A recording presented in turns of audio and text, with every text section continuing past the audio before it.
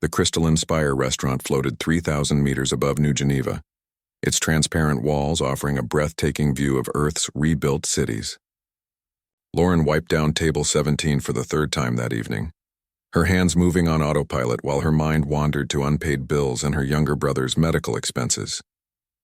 Working at the most prestigious restaurant in the Sol system should have solved her financial problems, but the reality was far different from the dream.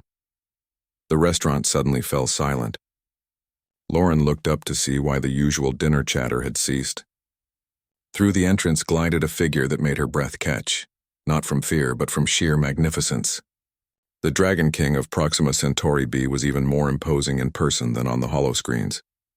His scales shimmered with an iridescent quality that seemed to shift between deep purple and midnight blue, and his eyes glowed with an ancient intelligence that predated humanity's first ventures into space. Behind him walked a younger dragon, smaller and more slender, whose scales were a lighter shade of violet. The young one's head was lowered, his movements hesitant, almost apologetic. Lauren's co-worker Marcus rushed forward to greet the Dragon King, practically tripping over his own feet in his eagerness to serve such an important patron. Lauren watched as Marcus led them to the premier table near the observation window. Other diners whispered and stared, some taking discreet holographs despite the restaurant's strict privacy policy. The Dragon King settled into his specially designed seat with regal grace, but his son, whom Lauren recognized from news reports as Prince Aiden, seemed to shrink into himself. Trying to become invisible, she knew his story. Everyone did. The Dragon Prince who couldn't speak, born without the ability to produce the complex vocal patterns that dragon language required. In a society where speech was power, where binding contracts and diplomatic negotiations all relied on the nuanced tones of draconic communication, Aiden was considered broken, defective. Some radical factions among his own people had even called for his removal from the line of succession. Marcus returned to the service station, his face flushed with excitement. "Table 9, he announced proudly. "I've got the Dragon King himself. This tip is going to be legendary." Lauren glanced back at the table. The Dragon King was studying the menu with a translator device, but Aiden sat motionless, staring out at the stars. When Marcus approached with water, he didn't even acknowledge the young prince's presence, focusing entirely on the king. "Your Majesty, would you and your companion care for an aperitif while you review the menu?" The Dragon King's translator crackled to life. "My son will have the same as I." Marcus didn't even look at Aiden. "Excellent choice, Your Majesty." Lauren felt something twist in her chest. She'd seen that look before, on her brother's face when people talked to her instead of him, as if his deafness made him invisible. The frustration, the loneliness, the gradual erosion of self-worth. Before she could second-guess herself, Lauren walked over to their table. Marcus shot her a warning glare, but she ignored him. She stopped in front of Aiden and, with deliberate slowness so he could see clearly, began to sign. Her hands moved through the gestures of galactic sign language, the universal communication method adopted across the stars for exactly these situations.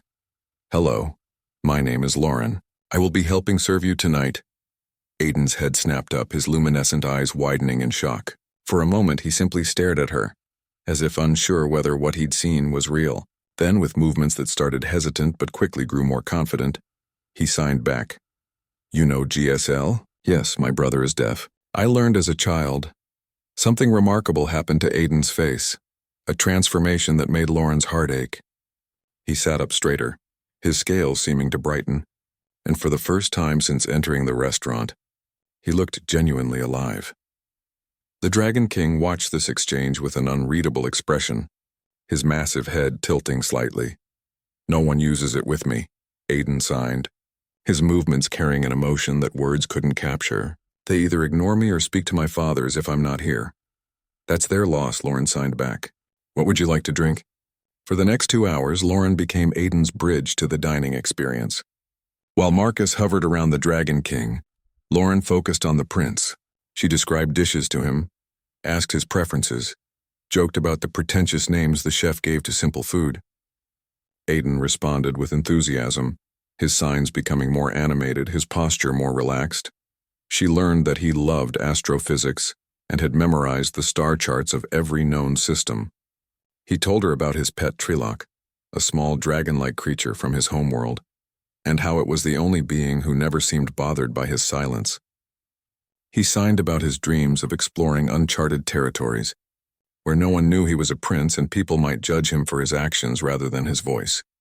When dessert arrived, Aiden did something unexpected. He looked directly at his father and began to sign, not to Lauren, but to the Dragon King. His movements were forceful, almost angry.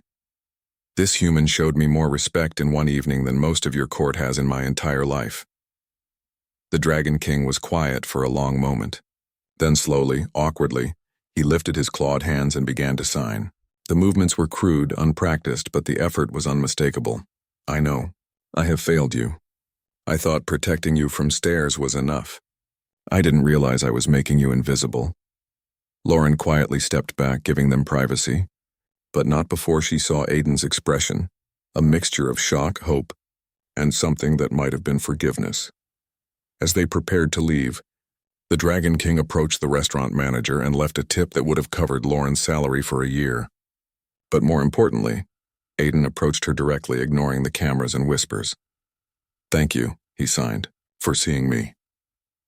"Thank you," Lauren signed back, "for reminding me why I do this job." As she watched them leave, Marcus sidled up beside her. "What did you do?" "The king left a personal commendation for you with management." Lauren smiled, thinking of her brother, of Aiden, of all the people the universe tried to silence. "I just treated someone like a person. Apparently that's revolutionary. Outside, against the backdrop of stars and the rebuilt earth below, Lauren saw the Dragon King and his son walking side by side, both their hands moving in conversation, learning, together a new way to speak, and humanity once again had shown the galaxy that its greatest strength wasn't technology or weapons, but the simple, radical act of kindness.